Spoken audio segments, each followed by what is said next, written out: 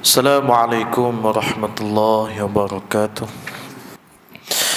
Ya yang saya hormati, kita sambung kembali pengajian kitab kita Hadis 40 Matan Arba'in yang dikarang oleh Al-Imam An-Nawawi rahimahullah, dan kita sampai pada muka surat 328, Al-Hadithu At-Tasi'u Wal-Ashrun, hadis yang ke-29.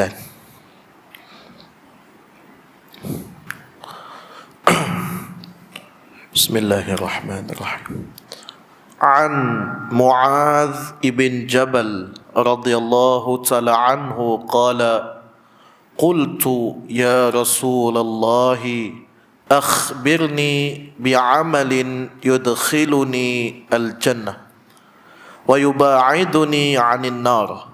Qala laqad sa'alta 'an 'azim wa innahu la yasirun 'ala man yassarahu Allah ta'ala 'alayhi ta'budullaha la tusyriku bihi syai'a wa tuqimus shalah wa tu'tiz zakah wa tasumu ramadan wa tahujjul bait. ثم قال ألا أدلك على أبواب الخير الصوم جنة والصدقة تطفئ الخطيئة كما يطفئ الماء النار وصلاة الرجل في جوف الليل. ثم تلا تتجافى جنوبهم عن المضاجع حتى بلغ يعملون. ثم قال ألا أخبرك برأس الأمر وعموده وذروة سنامه؟ قلت بلى يا رسول الله. قال رأس الأمر الإسلام وعموده الصلاة وذروة سنامه الجهاد. ثم قال ألا أخبرك بملاك ذلك كله؟ قلت بلى يا رسول الله.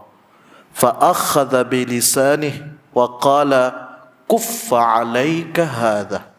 قلت يا نبي الله وإنا لمؤاخذون بما نتكلم به. فقال ثكلتك أمك. وهل يكب الناس في النار على وجوههم أو قال على مناخرهم إلا حصائد ألسنتهم. صدق رسول الكريم. رواه الإمام الترمذي وقال حديث حسن صحيح. Dari Mu'adz bin Jabal radhiyallahu ta'ala anhu katanya, kataku, ya Rasulullah, khabarkanlah kepadaku dengan amal yang memasukkan aku ke syurga dan menjauhi aku dari neraka. Ia bersabda, sesungguhnya engkau telah bertanya dari hal perkara yang besar, dan sesungguhnya amatlah mudah atas orang yang telah dimudahkan dia oleh Allah Ta'ala untuknya, iaitu engkau menyembah Allah, tiada engkau mempersekutukan dengan dia akan sesuatu, dan engkau mendirikan salat, mengeluarkan zakat, puasa di bulan Ramadan, mengerjakan haji di Baitullah. Kemudian ia bersabda, tidakkah engkau suka aku tunjukkan kepada engkau pintu-pintu kebaikan? Iaitu puasa itu adalah perisai, sedekah itu memadam kesalahan sebagaimana air yang memadam api, salat seorang lelaki pada pertengahan malam. Kemudian baginda membaca ayat tatajafa junubuhum 'anil madaji' hingga ya'malun, yang artinya renggang rusuk-rusuk mereka dari tempat tidur dalam keadaan menyeru Tuhan mereka dengan takut dan dengan menaruh harapan, dan sebahagian dari apa yang kami kurniakan itu mereka belanjakan. Maka tidak ada jiwa yang mengetahui apa yang disembunyikan bagi mereka dari benda-benda penutup mata.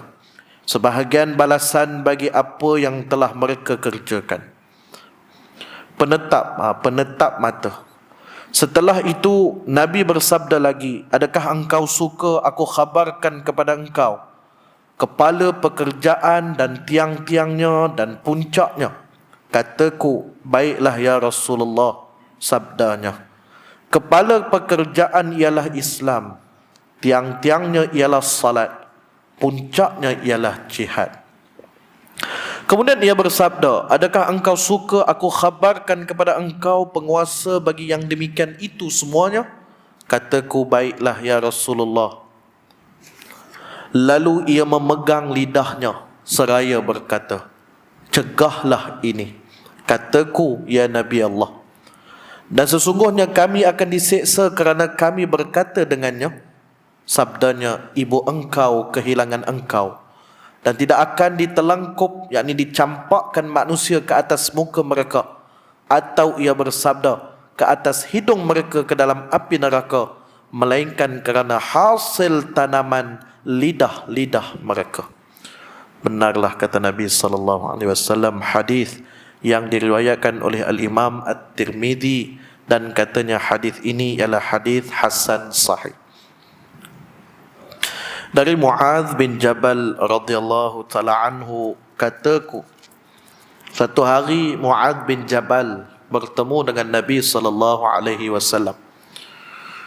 Kita tahu Muadz adalah sahabat Nabi SAW yang dihantar ke negeri Yaman untuk menjadi gubernur ataupun menjadi perwakilan. Kerana pada waktu itu Islam sudah pun mula berkembang. Islam sudah sampai ke pelosok tanah Arab yang lain. Jadinya ada tempat-tempat yang belum disampaikan lagi tentang dakwah agama. Lalu Nabi hantar Muadz untuk menjadi perwakilan, wakil bagi Nabi dihantar ke negeri Yaman. Sebelum Nabi mengutuskan Muadz bin Jabal ke negeri Yaman, Nabi memberi ataupun Nabi menitipkan beberapa pesanan kepada Muadz untuk dibawa ke negeri Yaman. Di antara pesanan-pesanan Nabi yang termaktub di dalam hadis ini, kataku, ku ni dikembali kepada Muadz, ya Rasulullah, khabarkan kepadaku dengan amal yang memasukkan aku ke syurga dan menjauhkan aku dari neraka. Muadz sebut dekat Nabi, ya Rasulullah, bagi tahu, apakah amalan yang membolehkan aku masuk syurga dan menjauhkan aku dari neraka? Itu soalan yang ditanya oleh Muadz kepada Rasulullah. Kemudian Nabi kata, laqad sa'alta 'an 'azim. Sesungguhnya soalan kamu ni satu soalan yang cukup besar. Innahu la yasirun 'ala man yassarahu Allah Ta'ala 'alaih. Dan sesungguhnya akan dipermudahkan bagi sesiapa yang dipermudahkan oleh Allah ke atasnya. Maknanya Muadz dia tanya Nabi, apakah amalan yang membolehkan aku ke syurga dan menjauhkan aku ke neraka? Maka Nabi jawab, soalan kamu ni satu soalan yang cukup besar, tetapi akan jadi mudah bagi sesiapa yang dipermudahkan oleh Allah. Nah, apa hak Nabi sebut? Jika Allah permudahkan bagi seseorang untuk melakukan apa yang Nabi sebut nanti ni, maka mudahlah ia untuk dapat syurga Allah dan jauhkan diri dia daripada neraka Allah. Tapi apa hak Nabi sebut ni yang kemudian apa yang Nabi sebut nanti ni, dia menjadi berat ke atas diri dia, maka tak sukarlah untuk dia dimasukkan ke dalam syurga Allah. Apa dia amalan yang membolehkan seseorang untuk dimasukkan ke dalam syurga dan menjauhkan daripada neraka? Muadz dia tanya Nabi, tapi hadis ini direkodkan di dalam kitab hadis 40 ni. Lalu Imam Nawawi dia susun masuk hadis itu dalam kitab dia. Direkod hadis tersebut. Walaupun yang bertanya itu Muadz, tapi jawapan itu adalah untuk kita semua. Tak, makna kata bukan untuk Mu'adh saja untuk dapatkan syurga Allah tu, tetapi untuk kita semua. Maka apakah amalan yang membolehkan seseorang itu dimasukkan ke dalam syurga dan dijauhkan daripada neraka? Maka jawab Nabi sallallahu alaihi wasallam, ta'budullaha la tusyriku bihi syai'a. Itu perkara yang pertama, asas perkara yang pertama yang membolehkan seseorang itu masuk ke dalam syurga, jauh daripada neraka. Sembah Allah, jangan mempersekutukan dia. Itu perkara pertama. Dengan arti kata, Nabi suruh kita berpegang teguh dengan akidah kita Ahlus Sunnah wal Jamaah yang berteraskan dua aliran mazhabnya, iaitu akidah Al-Asy'ariyah yang diasas oleh Abu Hasan Al-Asy'ari dan juga Al-Maturidiyah yang diasaskan oleh Abu Mansur Al-Maturidi. Asas paling utama sekali Nabi sebut supaya kita berjaga, iaitulah tentang mentauhidkan Allah Subhanahu wa ta'ala. Selagi mana kita mentauhidkan Allah, tidak menyekutukan dia dengan sebarang sesuatu yang sama dengan dia, maka kata Nabi, masuklah syurga. Masuklah syurga, ya. Dijauhkan daripada neraka. Itu perkara yang pertama. Perkara yang kedua yang membolehkan kita dimasukkan ke dalam syurga dan menjauhkan kita dari neraka ialah tuqimus salah, mendirikan salat. Baik. Ayah-ayah yang saya hormati, bila ditanya dengan satu pertanyaan kepada kita, apakah perkara yang paling ringan sekali atas muka bumi ini, maka jawablah kita zarah, tak debu. Kita sebut ialah benda tu yang paling ringan. Tak, tetapi yang paling ringan sekali sebenarnya apa? Meninggalkan salat. Itulah perkara yang paling ringan di atas muka bumi ini. Ringan meninggalkan salat adalah ringan, tapi berat siksaannya di hari akhirat. Ayah-ayah yang saya hormati, perkara yang kedua yang Nabi sebut kepada kita untuk mendapatkan syurga Allah dan menjauhkan daripada neraka Allah ialah menjaga ataupun mendirikan salat. Jaga salat, pelihara salat. Salat ni adalah kewajipan yang mesti dilakukan oleh semua umat Islam apabila sudah capai umur akil baligh. Walaupun umur akil baligh tu dia menjadi satu syarat kewajipan untuk menunaikan salat, tetapi Nabi sebut kepada kita sebelum akil baligh lagi, Nabi suruh kita ajak anak apa semua untuk menunaikan salat. Muru auladukum bis salat wa hum abna'u sab'a sinin wa daribuhum 'alaiha wa hum abna'u 10 sinin wa faraqu baina fil madaja' atau kama qala Nabi sallallahu alaihi wasallam. Nabi kata, muru auladakum bis salah, ajarlah, didiklah anak-anak kamu solat. Lalu Nabi sebut, didiklah, ajarlah anak kamu sembahyang. Wahum abna'u sab'a sinin, apabila sampai umur mereka 7 tahun. Jadi Nabi suruh kita ajak anak sembahyang bila dah sampai umur 7 tahun. Kalau 7 tahun zaman kita lah ni dah jadi satu lah. Tapi Alhamdulillah ada setengah ibu dan ayah itu sebelum 7 tahun lagi dah ajar anak tu sembahyang, kan? Alhamdulillah lah. Nak beli tikar, beli hak sejadah, hak boleh bercakap tu. Nak mula nak mengajak dia sembahyang, kan? Sejadah hak boleh bercakap. Bila dia tekan hatu, sejadah tu dia suruh kita baca Fatihah lah, doa iftitah lah. Ya, bila kita rukuk dia pun baca subhana rabbiyal azimi wa bihamdih.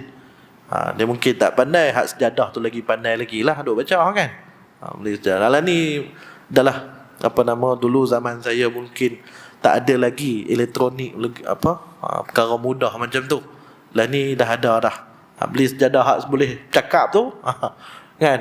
Tapi itulah, mungkin kita adalah lebih baik kita sendiri yang mengajak. Itu adalah lebih baik. Hanya kita jadikan perkara tersebut macam elektronik apa semua tu sebagai sokongan. Yang jadi kesalahan ataupun yang jadi masalah apabila dia melepaskan 100% pada elektronik tu. Sejadah hak boleh bercakap tu kan. Jadi dia tak perlu nak ajak sembahyang lah. Cukup kita bagi tayang video cara orang sembahyang. Ni adik tengok ni cara sembahyang kan. Adik tengok dulu. Dia pun buka handphone dia main game. Tu tak kena lah. Dia suruh anak pergi tengok hak tu, dia buat benda lain. Adalah lebih baik kita sendiri yang mengajar. Sebab kita mengajar ni dia lain. Ayah-ayah lebih maklum lah perkara tersebut. Jadi maknanya mengajar secara real ataupun secara langsung itu adalah lebih baik. Jadi kita ajarlah dia sembahyang. Kemudian Nabi sebut wadaribuhum 'alaiha wa hum abna'u 10 sinin. Dan pukullah mereka bila mana dah sampai 10 tahun. Tak mau sembahyang juga 10 tahun dah jam 4, kita boleh pukul dah. Pukul pun bukanlah rembah dia sampai berbirak no. Mungkin zaman saya dulu memanglah garang. Arwah abah saya dia tak rembah. Tapi dia ketuk aja. Dia ketuk dia. Dia ketuk pipe PVC ke apa? Pipe hak warna hitam tu kan. Dia ketuk pintu hak tu, bangun semua dah. Pasal takut kena rembah dengan benda tu. Sakit. Tu belum kira benda tu benda lain. Ayah-ayah saya lagi berpengalaman lah dalam bab tu. Memang supaya kita bertegas. Bila dah besar payah dah. Masa itulah kita bertegas nak mencerita kata semayang ini kok mana pun tetap kena semayang. Susah lagu mana, sibuk macam mana sekalipun, salat dia tetap kena salat. Itu perkara yang kedua yang Nabi suruh kita jaga. Mudah-mudahan dengan kita jaga salat, Allah mempermudahkan kita masuk ke syurga dan jauhkan kita dari neraka Allah. Yang ketiga, perkara yang membolehkan kita dimasukkan ke dalam syurga dan dijauhkan daripada neraka, tu'tiz zakah, menunaikan zakat. Menunaikan zakat. Zakat ni bukan kita tengok pada zakat fitrah sahaja. Zakat fitrah sahaja di dalam bulan Ramadan. Bahkan zakat ni ada pelbagai jenis. Ada zakat KWSP, dia ada zakat emas, dia ada zakat perak, zakat peternakan, zakat pertanian, zakat pendapatan, zakat simpanan. Banyak dia punya jenis-jenis dia. Bila mana dah mencukupi haul ataupun qadar nisab yang mewajibkan kita untuk mengeluarkan zakat, maka wajib kita kena keluarkan zakat. Ma makna zakah? Apa maksud zakat? Tathhirul mal. Membersihkan ataupun menyucikan harta. Itulah faedah, manfaat kenapa Allah mewajibkan zakat ke atas kita. Jadi zakat ni adalah satu kewajipan kepada mereka yang mencukupi kadarnya. Itu kalau zakat yang pelbagai itulah. Tapi zakat fitrah adalah zakat yang diwajibkan ke atas ketua keluarga untuk dibayar dalam bulan Ramadan. Itu maknanya. Itu yang ketiga. Yang keempat, membolehkan kita masuk syurga dan jauh neraka, tasumu Ramadan. iaitulah berpuasa di dalam bulan Ramadan. Tak. Nabi tak sebut pun dalam hadis ni puasa sunat Isnin Khamis ke, ataupun puasa sunat 6 hari dalam bulan Syawal. Nabi tak sebut yang tu. Nabi sebut apa? Puasa dalam bulan Ramadan. Puasa dalam bulan Ramadan membolehkan kamu masuk syurga jauh daripada neraka. Habis tu kalau kata hak mana buat puasa sunat tu, lagu mana pula? Sat lagi kita jawab. Tak. Cuma dalam hadis ni Nabi kata apa? Puasa bulan Ramadan. Tu. Kemudian yang kelima, wa tahujjul bait, dan menunaikan haji di Baitullahil Haram. Tak, itu perkara yang kelima yang membolehkan kita masuk syurga jauh neraka, iaitulah menunaikan haji.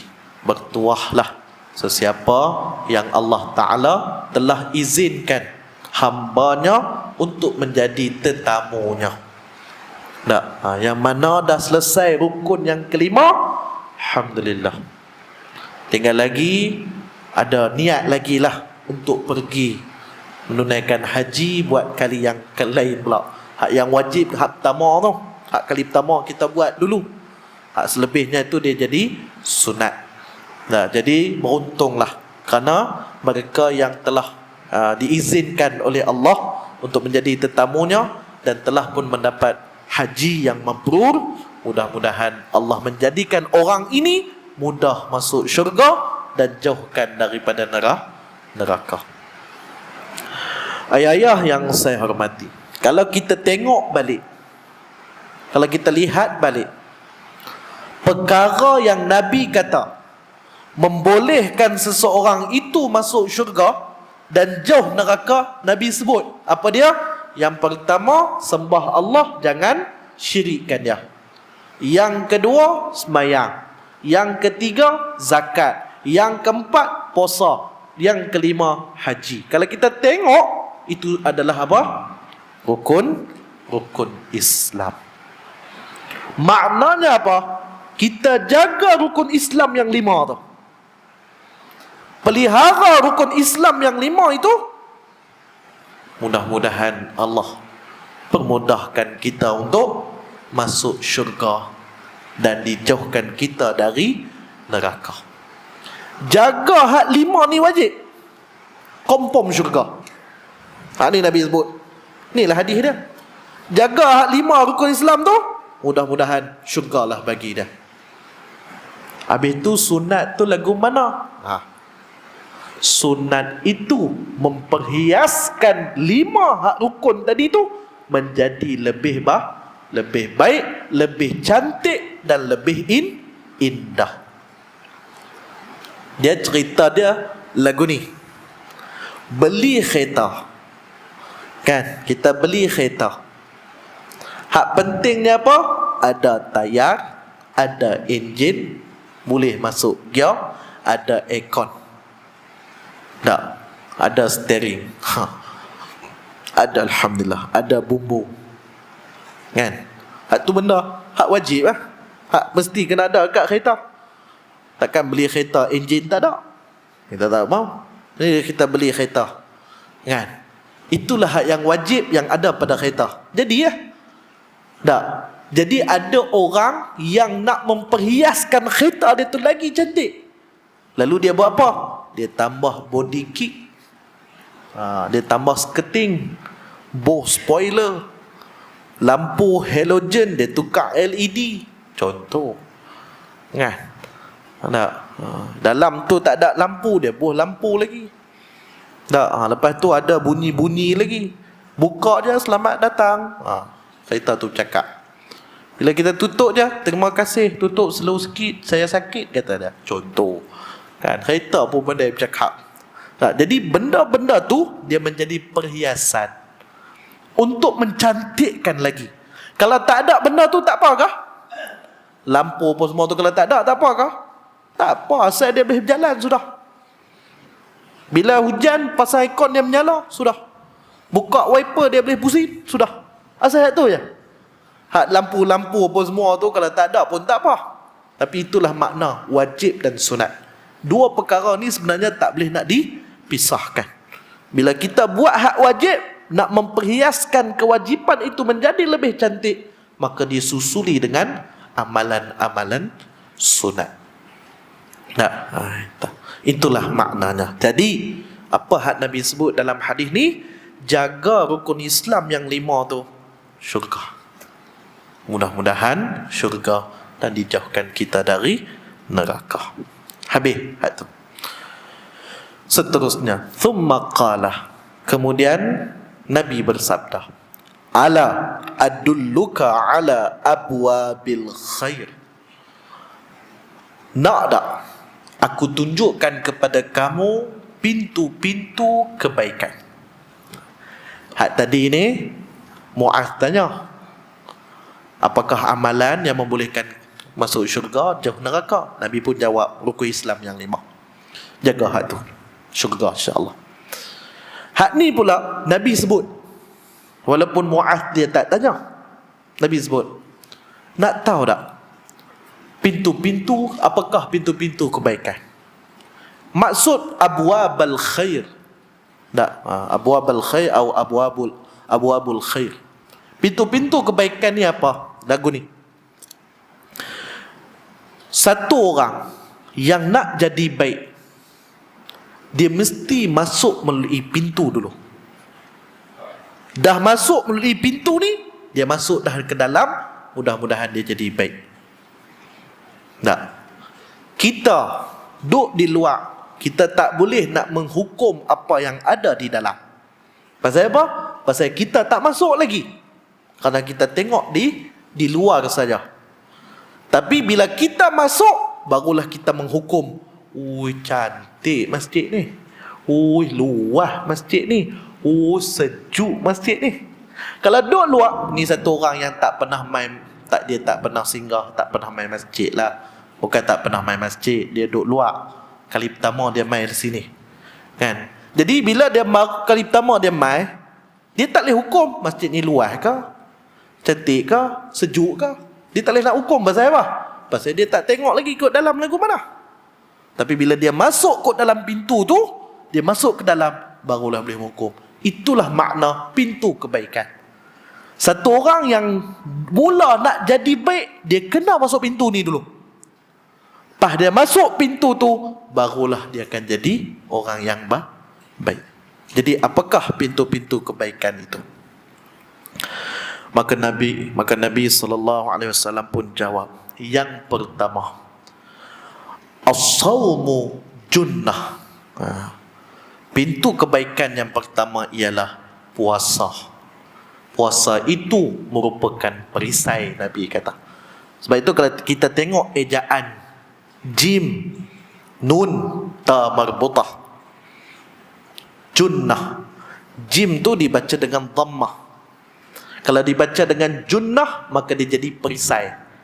Tapi kalau jim tu ditukar dengan fathah bagi atas, dia akan jadi apa? Jannah. Jannah dia jadi syurga. Tukar bagi, tukar mana? Tu bahasa Arab. Jadi ejaan sama, cuma baris je beza. Baca jannah, syurga. Baca junnah, perisai. Tu beza. Tak. Baik. Yang pertama Nabi kata apa? Pintu kebaikan, iaitu puasa. Ayah-ayah yang saya hormati, hebatnya puasa ni. Menahan diri kita daripada makan dan minum. Yang kedua, dalam masa yang sama, menahan nafsu kehendak kita. Itu sebab kena puasa. Nabi sebut dalam satu hadis, kata Nabi SAW, ya ma'syara syabab, man istata'a minkumul ba'ah falyatazawwaj, fa innahu aghaddu lil basar wa ahsanu lil farj. Kata Nabi SAW, ya ma'syara syabab, wahai sekalian orang muda-muda.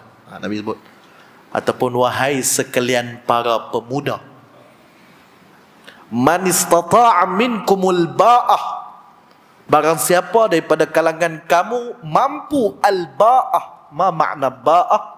Apa makna ba'ah? Ulama dia menghuraikan makna ba'ah itu kepada dua, nafkah zahir, nafkah batin. Mampu nafkah zahir, mampu nafkah batin. Nak hurai dua ni panjang, tapi mampu dua ni, Nabi kata apa? Fal yatazawwaj, maka kahwinlah. Nabi kata, wahai orang muda, kalau mampu nafkah zahir, mampu nafkah batin, boleh nak jaga anak orang, Nabi kata apa? Kahwinlah. Bila dah sampai masa kahwin, kahwin. Fa innahu aghaddu lil basar wa ahsanu lil farj.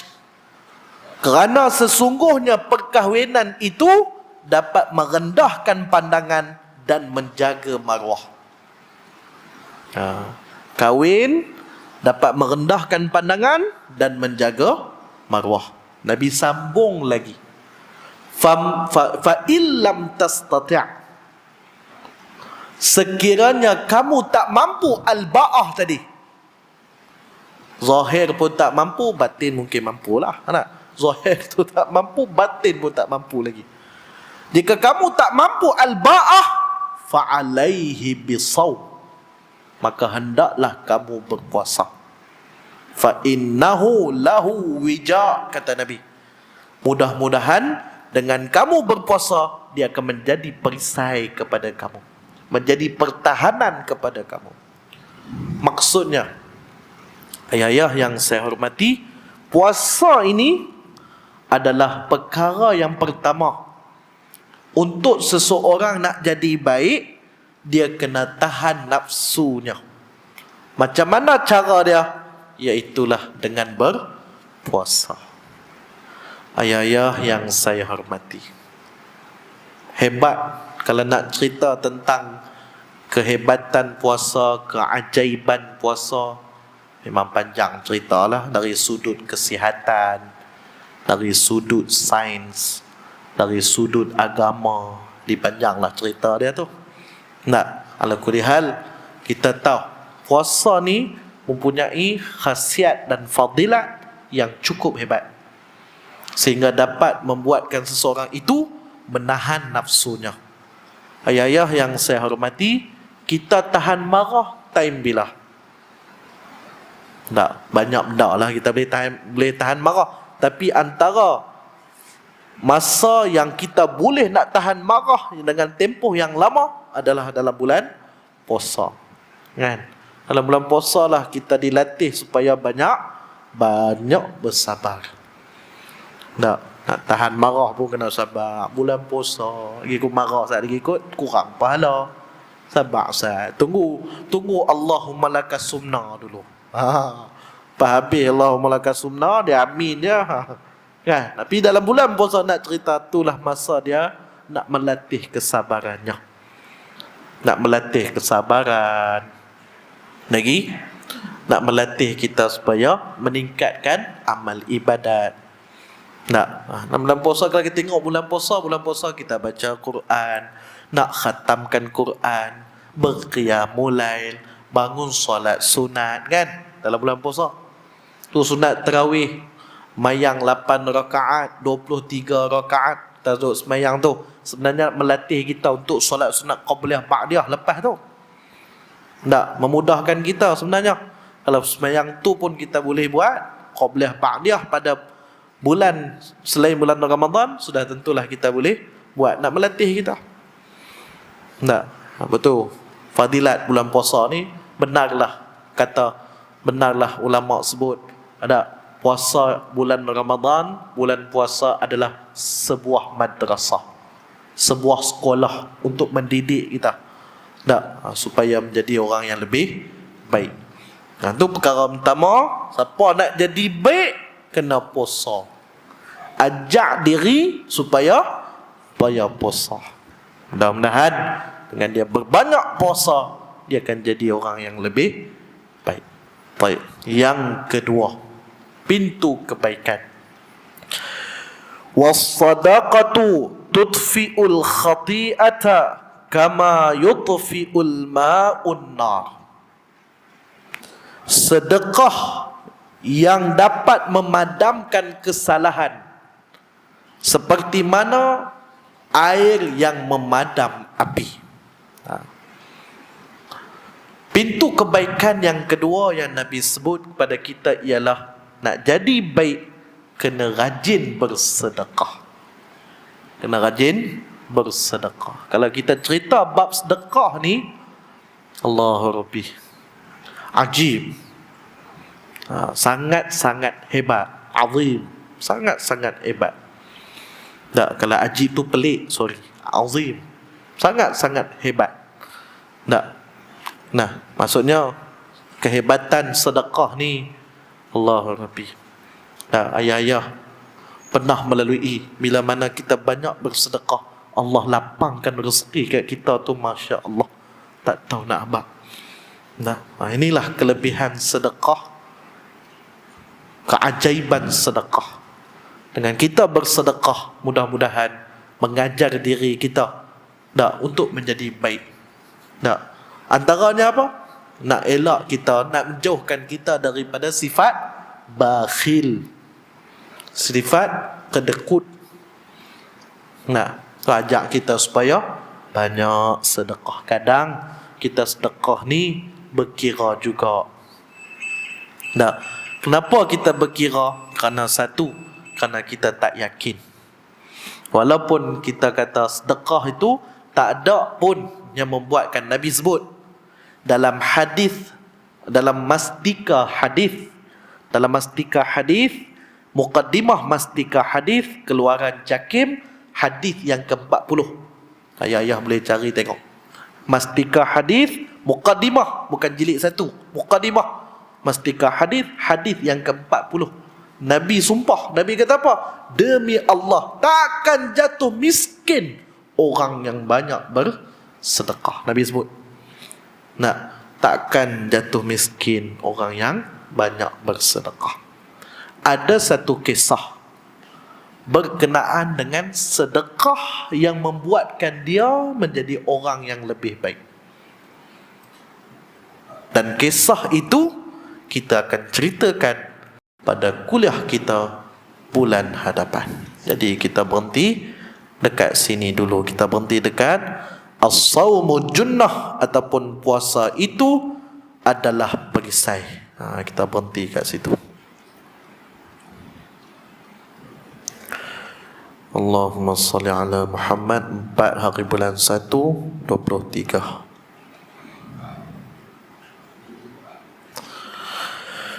Terima kasih kepada ayah-ayah saya yang sudi hadir ke dalam kuliah. Terima kasih banyak-banyak. Hanya Allah Ta'ala sajalah yang membalas setiap amal kebaikan yang dilakukan oleh ayah-ayah saya yang saya hormati. Saya mohon maaf sekiranya sepanjang saya mengendalikan kuliah ini ada perkataan yang mengguriskan hati dan perasaan. Saya mohon maaf banyak-banyak. Mudah-mudahan Allah ampunkan saya, Allah ampunkan ayah-ayah saya yang hadir pada malam ini. Saya selalu berdoa kepada Allah, semoga jemaah yang selalu main masjid, yang selalu main salat berjemaah, yang selalu main mengaji, menuntut ilmu, semoga Allah kurniakan kesihatan yang baik, dimurahkan rezeki, serta diberi kefahaman yang baik dalam memahami agama Allah Subhanahu wa ta'ala. Doakan saya, mudah-mudahan Allah permudahkan urusan di dunia dan juga di akhirat. Mudah-mudahan insya-Allah tahun baru Masihi ini kita berazam untuk menjadi yang lebih baik, tingkatkan amal kita. Mudah-mudahan Allah terima amalan kita pada tahun-tahun yang sebelumnya dan menjadikan kepada kita kekuatan kepada kita untuk kita beramal lagi, beramal lagi untuk tahun yang mendatang. Tahun inilah mudah-mudahan insya-Allah. Sekian daripada saya, wallahu ta'ala alam.